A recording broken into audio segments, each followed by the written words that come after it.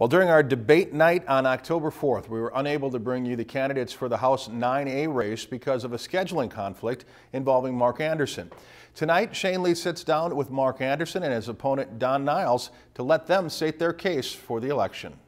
Don Niles of the DFL and Republican Mark Anderson enter the home stretch of a political race with no incumbent. The Minnesota House of Representatives' newly created District 9A contains most of Wadena and Todd counties and the lower portion of Cass County. I live over in Lower Cass, plus I used to be from Wadena here.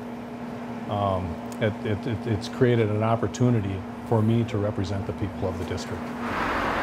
It's been a long process of trying to educate people as to what the new area is and who's running in the district, what you're running for. Niles is an attorney from Wadena who is finishing a 4-year term on the city council. He says the main reason for his candidacy is the state government shutdown in July 2011. That's not the Minnesota I grew up with, and felt that I wanted to step in and try and bring people to the legislature who are willing to listen to different points of view. Niles says he has 3 main objectives. 1, ensure adequate funding to public education.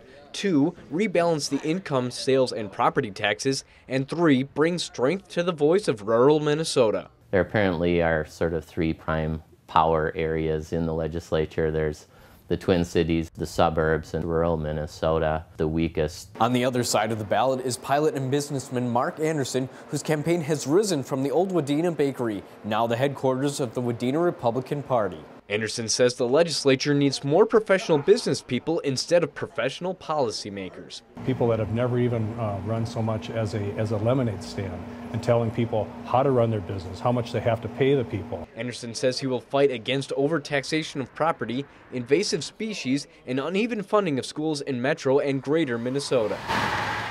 My main thing comes back down to individual responsibility, fiscal responsibility at the state, personal property rights, and low taxes.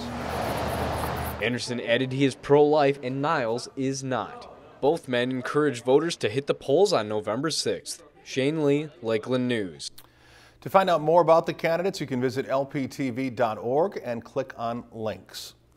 If you've enjoyed this segment of Lakeland News, please consider making a tax-deductible contribution to Lakeland Public Television.